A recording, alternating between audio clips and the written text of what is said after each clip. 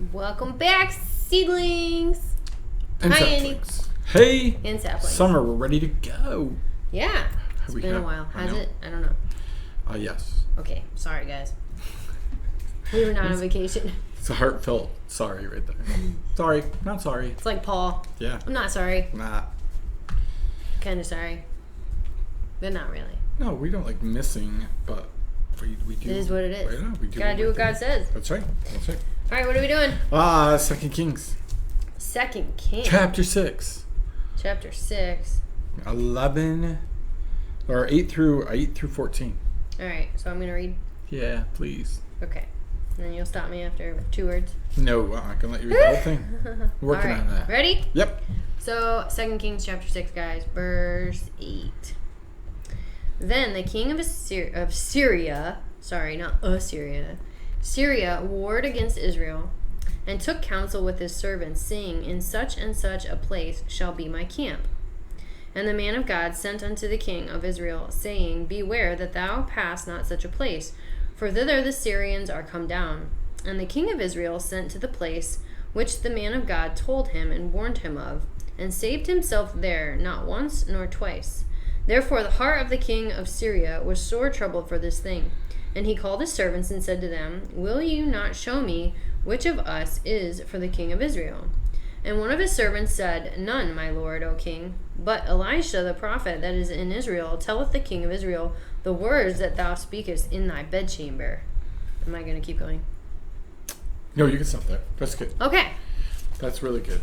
So we see here this concept that God is telling Elisha, right, what's going on before the king of Syria can do that which he has planned, right? So God's letting the king of Israel in on what the plans of the enemy are, right before that happens, right?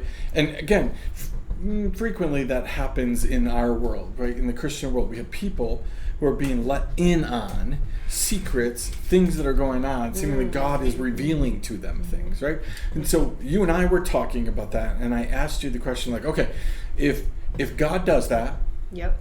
and we have an enemy who mimics God, Yep. replicates things, right? Duplicates things, tries to be as close as he can be to be God because he wants to be God. Still, Yep.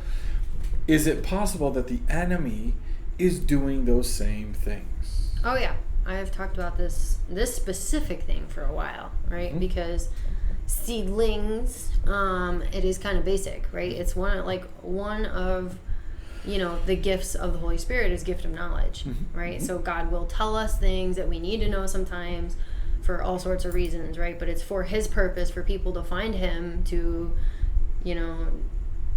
work out His plan, right? Which is always for our good. Right. But the enemy, they have this clairvoyance thing that we talk about, right? Like these psychics that just know stuff. And we're so fooled as Christians that we're just like, oh, if somebody knows something, then God told them. Like, God told them. Like, oh, they know this thing about me. God must have told them.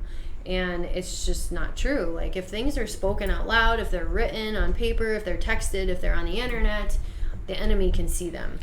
And then the enemy can tell people information. And a lot of those people even think it's from God. Right. But it's often from the enemy, and then he uses that. I found that he usually tells people stuff who are gonna do the damage with their mouth. Yep. And they're going to either attack people, or they're going to gossip, or they're going to hurt you, or whatever they're going to do. But yes. So, short answer, yes. So is it possible that at the same time that he uses information in that way, is it possible that we could be giving him information that would be undoing, right, that which God has for us? Yeah. Right? Or pushing it off, or preventing it, stopping it, whatever. But is it also possible that when we give him our whole rundown for the day, here's what I'm doing. Yeah. Now the enemy knows exactly where we're going to be, who we're going to be with, what we're going to be doing. Yeah. So sometimes when God maybe warns us about something, right, and says, hey, you need to be careful about this, this is going to happen, right, the enemy knows that, and he simply has to not make it happen. Now what we're doing is we're doubting God. Well, okay, so you touched on two different things. Yep. First, I think when we get information from God that we know is from God, we give it to the enemy, because a lot of times we also don't ask God, like, if we should share it. Yep. There's a lot of time, or we don't even just pay attention to the Holy Spirit in us, like, maybe I shouldn't say this, but I have to say it, right? And we have, like, these certain people that we tell everything, and then he's like, oh, good, I'll wait till you talk to that person, because you're going to tell them. Yep. So I think we don't ask God enough what we should and shouldn't share. I don't think we have enough secrets with him. But then, I don't remember what your second thing was. What I was going to say about it. About the enemy, like how we just... Oh, about moving and the plans for the day.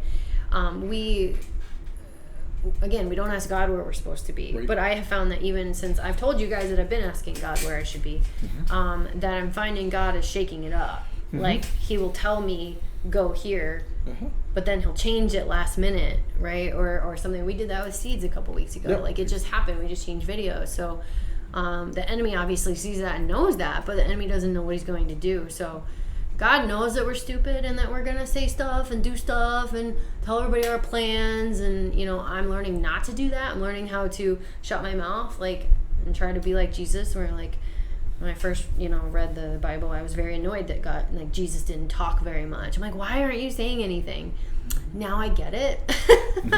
Because he's like, duh, like, there's demons all around you, and they're listening and they're waiting, and they are just, like, starving for information, because that's how they get you. Right. So if you were going to sum up to our seeds, right? Our seedlings, our saplings, people who are, mature people and people who are just brand new in their faith. And if you were going to sum them up, like, all right, what do we do about this whole information gaffe that we have, right? We have mouth diarrhea frequently, right? And it's built into our system that we need to do that, right? Yes. You need to confess sins to one another. You need to ask people to pray for you. You need to put it out there that you need prayer, right? I think it's funny because our Bible is very clear. If any of you are in need of prayer, go to the elders and ask them Not for post prayers. it on Facebook. But we post it on Facebook, right? We post it on things because we literally think that more prayer is just better. We just need more and more and do more we, and more or do prayer. we just want attention? I think it's both. We want people to know where we are, and I think we've been sold the more is better. More is just always better. Yeah, no. So if we were going to sum this up and you were going to give them just some bullet point, like, hey, here's some things that you really need to think about in this technology world when it comes to fighting the enemy. Yeah. Well, first, new Christians, don't be scared.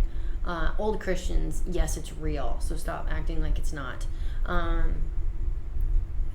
But really the answer to all of it is pray. Like, you have to pray. You have to pray before you speak. You have to pray when you hear things. You have to figure out if it's from God. And that doesn't mean you call your better Christian friend and ask them, is this from God?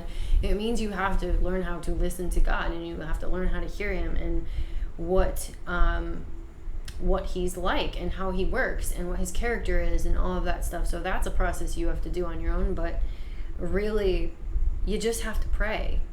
And then don't just shoot your mouth off after that. Really, I mean, don't type things, don't send things. If you do have to relay a message that's like, the enemy would love to hear, pray before the conversation. Pray for God to cover your words. Pray for God to cover your text message. Pray to make yourself invisible. Pray to close and bind the enemy's ears. Pray to cast off monitoring spirits. Pray to make your words invisible on your phone. Like, you just got to do it, and God will honor it, and it will happen. But just pray. That's basically what you got to do. You just got to pray. Well, I think I love it because this king is so frustrated because the king of Israel seems to know, right? And that's where our protection is, right? That God can do that. The basis, it doesn't matter what the enemy plans.